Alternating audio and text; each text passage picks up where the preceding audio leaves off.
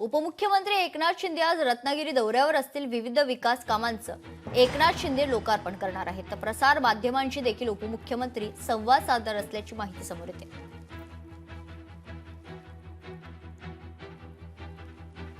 तर आज उपमुख्यमंत्री एकनाथ शिंदे रत्नागिरी दौऱ्यावर असतील.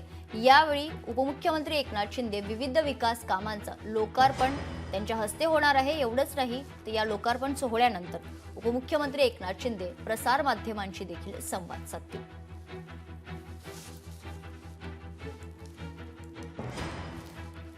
आगामी स्थानिक स्वराज्य निवडणुकींच्या खरं तर पार्श्वभूमीवर एकनाथ शिंदे यांच्या या दौऱ्याला विशेष महत्त्व आहे.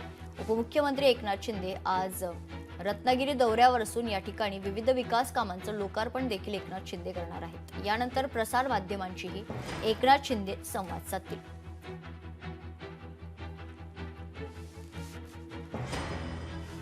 या संदर्भात अधिक माहिती जाणून घेऊयात. आमचे प्रतिनिधी राहुल वर्दे आपल्यासोबत जोडले गेलेले आहेत.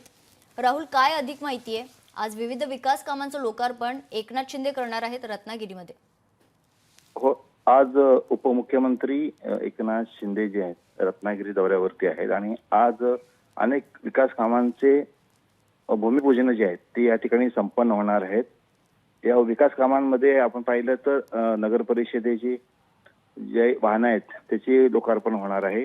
त्याचप्रमाणे निलेश सांबरे यांच्या मोफत रुग्णालयाच्या सुद्धा उद्घाटनाला उपमुख्यमंत्री एकनाथ शिंदे हजर राहणार आहेत. निश्चित. धन्यवाद राहुल, आपण दिलेल्या सविस्तर माहितीसाठी.